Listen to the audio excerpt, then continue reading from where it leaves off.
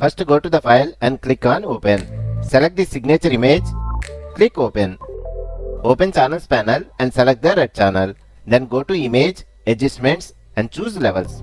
Here adjust the input levels like this. Press OK.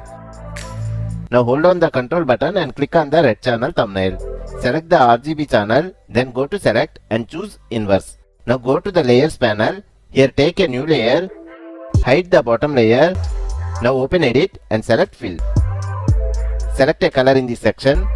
Here I pick the blue color and press OK.